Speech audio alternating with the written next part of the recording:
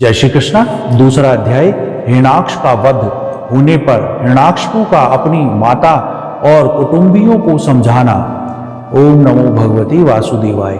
नारद जी ने कहा, युधिष्ठिर, जब भगवान ने वारावतार धारण करके हिरण्याक्ष को मार डाला तब भाई के इस प्रकार मारे जाने पर हिरण्याक्षपु रोष से जल भुन गया और शोक से संतप्त हो उठा। वह क्रोध से कांपता हुआ अपने दांतों से बार बार होठ चबाने लगा। क्रोध से दहती हुई आंखों की आग से कुएं में धुमिल हुए आकाश की ओर देखता हुआ कहने लगा। उस समय विकराल दाढ़ों और आग उगलने वाली उग्र दृष्टि और चढ़ी हुई भौं के कारण उसका मुख देखा न जाता था। भरी सभा में त्रिशूल उठाकर उसने द्विमूर्धा, त्र्यग्र, संबर, सतबाहु, हैग्रीव, नमुची, पाक, इलवल, विप्रचिति, उलोमा और शकुन आदि को संबोधन करके कहा, दैत्यों और दानवों, तुम सब लोग मेरी बात सुनो और इसके बाद जैसा मैं कहता हूं वैसा करो। तुम्हें यह बात याद है कि मेरे शूद्र शत्रुओं ने मेरे परम प्रिय प्यारे और हितैषी भाई को विष्णु से मरवा डाला है। यद्यपि वह देवता और दैत्य दोनों के प्रति समान हैं, तथापि दौड़ धूप और अनुनय विनय करके देवताओं ने उन्हें अपने पक्ष में कर लिया है। यह विष्णु पहले तो बड़ा शुद्ध और निष्पक्ष था, परंतु अब माया से वारा आदि रूप धारण करने लगा है और अपने स्वभाव से च्युत हो गया है। बच्चे की तरह जो उसकी सेवा करे उसी का हो जाता है और चित्त स्थिर नहीं है। अब मैं अपने इस शूल से उसका गला काट डालूंगा और उसके खून की धारा से अपने रुधिर प्रेमी भाई का तर्पण करूंगा, तब कहीं मेरे हृदय की पीड़ा शांत होगी। यह मायावी शत्रु के नष्ट होने पर पेड़ की जड़ कट जाने पर की डालियों की तरह देवता अपने आप सूख जाएंगे, क्योंकि उनका जीवन तो विष्णु ही है। इसलिए तुम लोग इसी समय पृथ्वी पर जाओ। आजकल वहां ब्राह्मण और क्षत्रिय की बहुत बढ़ती हो गई है। जो लोग तपस्या, यज्ञ, स्वाध्याय, व्रत और दान आदि शुभ कर्म कर रहे हैं, उन सबको मार डालो। विष्णु की जड़ है द्विजातियों का धर्म कर्म, क्योंकि यज्ञ और धर्म ही उसके स्वरूप है। देवता, ऋषि, पितर, समस्त प्राणी और धर्म का वही परमाश्रय है। जहां जहां ब्राह्मण, गाय, वेद, धर्माश्रम और धर्म कर्म हो, उन देशों में तुम लोग जाओ और उनको जला डालो, उजाड़ डालो।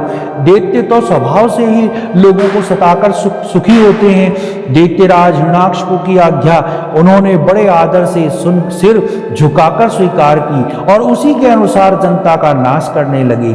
उन्होंने नगर, गांव, गौओं के रहने के स्थान, बगीचे, खेत, टहलने के स्थान, ऋषियों के आश्रम, रत्न आदि की खाने, किसानों की बस्तियां, तराई के गांव, अहीरों की बस्तियां, व्यापार के केंद्र, बड़े बड़े नगर जला डाले। कुछ दैत्यों को ने खोदने के शस्त्रों से बड़े बड़े पुल, परकोटे और नगर के फाटकों को तोड़ फोड़ डाला और दूसरों ने कुल्हाड़ियों से फले फूले हरे भरे पेड़ काट डाले। कुछ दैत्यों ने जलती हुई लकड़ियों से लोगों को का घर जला दिया। इस प्रकार दैत्यों के निरीह प्रजा का बड़ा उत्पीड़न किया। उस समय देवता लोग स्वर्ग छोड़कर छिपे रूप से पृथ्वी पर विचरण करने लगे। युधिष्ठिर, भाई की मृत्यु से हिरण्याक्षपु को बड़ा दुख हुआ। जब उसने उसकी अंत्येष्टि क्रिया से छुट्टी पाली तब शकुनी, संबर, धृष्ट, भूत संतापन, वक्रक, कालनाभ, महाभाग, हरिश्वभु और उत्कच उनके उन भतीजों ने को सांत्वना दी और उनकी माता रुषाभानु को और अपनी माता अदिति को देश काल के अनुसार मधुर वाणी में समझाते हुए कहा। हिरण्याक्षपु ने कहा, मेरी प्यारी माँ, बहू और पुत्रों, तुम्हें वीर हिरण्याक्ष के लिए किसी प्रकार का शोक न करना चाहिए। वीर पुरुष तो ऐसा ही चाहते हैं कि लड़ाई के मैदान में अपने शत्रु के सामने उनके दांत खट्टे करके प्राण त्याग दे। वीरों के लिए ऐसी ही मृत्यु श्लाघनीय होती है। देवी, जैसे प्याऊ पर बहुत से लोग इकट्ठे हो जाते हैं परंतु उनका मिलना जुलना थोड़ी देर के लिए ही होता है, वैसे ही अपने कार्यों के फेर से देववश जीव भी मिलते और बिछुड़ते रहते हैं। वास्तव में आत्मा नित्य, अविनाशी, शुद्ध, सर्वगत, सर्वज्ञ और देह इंद्रिय आदि से पृथक है। वह अपनी अविद्या से ही देह आदि की सृष्टि करके भोगों का साधन सूक्ष्म शरीर को स्वीकार करता है। जैसे हिलते हुए पानी के साथ उसमें प्रतिबिंब होने वाला वृक्ष भी हिलने से जान पड़ता है और घुमाई जाती हुई आंखों के साथ साथ सारी पृथ्वी भी घूमती हुई से दिखाई देती है। कल्याणी, वैसे ही विषयों के कारण मन भटकने लगता है और वास्तव में निर्विकार होने पर भी उसी के समान आत्मा भी भटकता हुआ सा जान पड़ता है। उसका स्थूल और सूक्ष्म शरीर से कोई संबंध नहीं है, फिर भी वह संबंधी का जान पड़ता है। इस प्रकार से शरीर रहित आत्मा का शरीर समझ लेना यही तो अज्ञान है। इसी से प्रिय अथवा अप्रिय वस्तुओं का मिलना और बिछुड़ना होता है। इसी से कर्मों के साथ संबंध हो जाने के कारण संसार में भटकना पड़ता है। जन्म मृत्यु, अनेक प्रकार के शोक, अविवेक, चिंता और विवेक की स्मृति, इन सब का कारण यह अज्ञान ही है। इस विषय में महात्मा लोग एक प्राचीन इतिहास कहा करते हैं। वह इतिहास मरे हुए मनुष्य के संबंधियों के साथ यमराज की बातचीत है। तुम लोग ध्यान से सुनो। उसी नर देश में एक बड़ा यशस्वी राजा था। उसका नाम था सुयज्ञ। लड़ाई में शत्रुओं ने उसे मार डाला। उस समय उसके भाई बंधुओं ने उसे घेर कर बैठ गए। उसका जड़ाऊ कवच छीन भिन्न हो गया था। गहने और मालाएं तहस नहस हो गई थी। बाणों के मारे जाने से कलेजा फट गया था। शरीर खून से लथपथ था। बाल बिखरे हुए थे। आंखें घस गई थी। क्रोध के मारे दांतों से उसके होठ चबे हुए थे। कमल के समान मुख धूल से ढक गया था। युद्ध में उसके शस्त्र और बाहें कट गई थी। रानियों ने देववश अपने पति देव उसी नरेश की यह दशा देखकर बड़ा दुख हुआ। वह हे नाथ, हे हम अभागिनी तो बेमौत मारी गई, यूं बार बार कहकर जोर जोर से छाती पीटती हुई अपने स्वामी के चरणों के पास गिर पड़ी। वह जोर जोर से, इतना जोर से रोने लगी कि उनके कुछ कुकुम से मिलकर बहते हुए लाल लाल आंसुओं ने प्रियतम के पादबंब पखार दिए। उनके केश और गहने इधर उधर बिखर गए। वह करुण क्रंदन के साथ विलाप करती रही, जिसे सुनकर मनुष्य के हृदय में शोक का संचार हो जाता है। हाय विधाता, बड़ा क्रूर है स्वामिन। उसी ने आज आपको हमारी आंखों के सामने ओझल कर दिया। पहले तो आप समस्त देशवासियों के जीवन दाता थे। आज उसी ने आपको ऐसा बना दिया कि आज हमारा शोक बढ़ा रहे हैं। पतिदेव, आप हमसे बड़े प्रेम करते थे। हमारी थोड़ी सी भी सेवा को भी बड़ा करके मानते थे। हाय, अब आपके बिना हम कैसे रह सकेंगे? हम आपके चरणों की चेरी हैं। वीरवर, आप जहां जा रहे हैं वहीं चलने में हमें भी आज्ञा दीजिए। वह अपने पति की लाश पकड़कर उसी प्रकार विलाप करती रही। उस मुर्दे को वहां से दाह के लिए भी जाने नहीं देने की इच्छा हो रही थी। इतने में ही सूर्यास्त हो गया। उस समय उष्टिराज राजा के संबंधियों जो विलाप किया था, उसे सुनकर वहां स्वयं यमराज बालक के रूप में के वेश में आए और उन्होंने उन लोगों से कहा। यमराज बोले, बड़े आश्चर्य की बात है, ये लोग मुझे सयाने हैं, मुझसे सयाने हैं। बार बार लोगों को मारना जीना देखते हैं, फिर भी इतने मूड हो रहे हैं। अरे, यह मनुष्य जहां से आया है वहीं चला गया। इन लोगों को एक न एक दिन वहीं जाना है। फिर झूठ मूठ ये लोग इतना शोक क्यों करते हैं? हम तो तुमसे लाख गुना अच्छे हैं, परम धन्य हैं, क्योंकि हमारे माँ बाप ने हमें छोड़ दिया है। हमारे शरीर में पर्याप्त बल भी नहीं है, फिर भी हमें देखो कोई चिंता नहीं है। भेड़िया आदि हिंसक जंतु हमारा बाल भी बांका नहीं कर पाते। जिसने गर्भ में हमारी रक्षा की है वही जीवन की हमारी रक्षा करेगा। देवियों, जो अविनाशी ईश्वर अपनी मौज से इस जगत को बनाता है, रखता है और बिगाड़ देता है, उस प्रभु का यह एक खिलौना मात्र है। वह इस चराचर जगत को दंड या पुरस्कार देने में समर्थ है। भाग्य अनुकूल हो तो रास्ते में गिरी हुई वस्तु भी ज्यों के त्यों पड़ी मिल जाती है, परंतु भाग्य के प्रतिकूल होने पर घर के भीतर तिजोरी में रखी हुई वस्तु भी खो जाती है।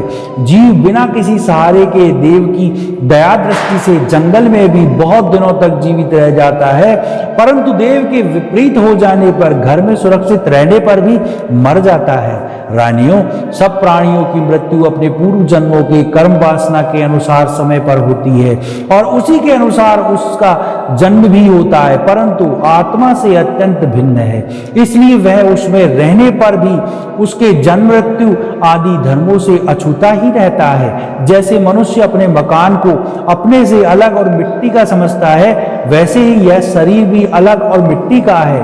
मोहवश वह इसे अपना समझ लेता है।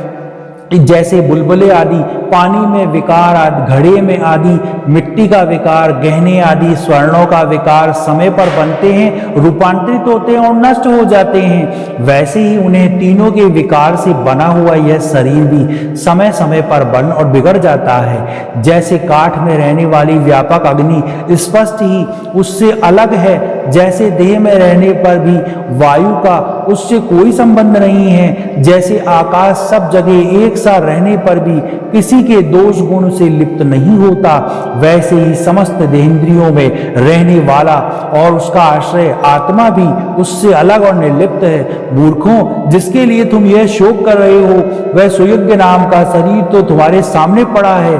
तुम लोग उसी को देखते थे और इसी को सुनने वाला और बोलने वाला था, वह तो किसी को नहीं दिखाई पड़ता था, फिर आज भी नहीं दिखाई दे रहा है, तो शोक क्यों? तुम्हारी यह मान्यता कि प्राण ही बोलने या सुनने वाले हैं, सो निकल गए मूर्खतापूर्ण है, क्योंकि सुषुप्ति के समय प्राण तो रहता है पर ना वह बोलता है ना सुनता है। शरीर में यह सब इंद्रियों की चेष्टा का हेतुपूर्ण जो महाप्राण है, वह प्रधान होने पर भी बोलने या सुनने वाला नहीं है, क्योंकि वह जड़ है। देह और इंद्रियों के द्वारा सब पदार्थों का दृष्टा जो आत्मा है, वह शरीर और प्राण दोनों से पृथक है। यद्यपि वह परिच्छिन्न नहीं है, व्यापक है, फिर भी पंचभूत इंद्रिय और मन से युक्त नीचे ऊंचे शरीरों को ग्रहण करता है और अपने विवेक बल से मुक्त भी हो जाता है। वास्तव में वह इन सब से अलग है। जब तक यह 5 प्राण, 5 कर्मेंद्रिय, 5 ज्ञानेंद्रिय, बुद्धि और मन इन 17 तत्वों से बने हुए लिंग शरीर से युक्त रहता है, तभी तक कर्मों से बंधा रहता है और इस बंधन के कारण ही माया से होने वाले मोह और क्लेश बराबर उसके पीछे पड़े रहते हैं। प्रकृति के गुणों और उनसे बनी हुई वस्तुओं को सत्य समझना अथवा कहना झूठ मूठ का दुराग्रह है।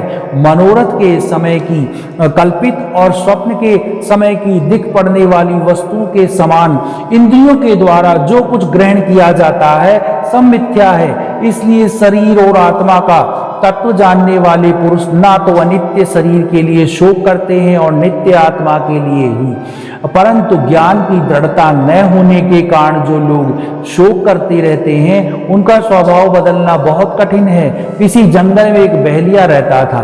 वह बहेलिया क्या था? विधाता ने मानो उसे पक्षियों के काल रूप से ही रच रखा था। जहां कहीं भी वह जाल फैलाता था, ललचाकर चिड़ियाओं को फंसा लेता था। एक दिन उसे पुलिंग पक्षी ने के एक जोड़े का चारा चुगते देखा। उनमें से एक ने, उस बहेलिये ने मादा पक्षी को भी शीघ्र से फंसा लिया।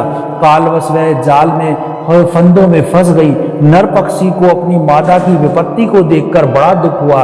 वह बेचारा उसे छुड़ा तो सकता न था, इसने से उस बेचारी के लिए विलाप करने लगा।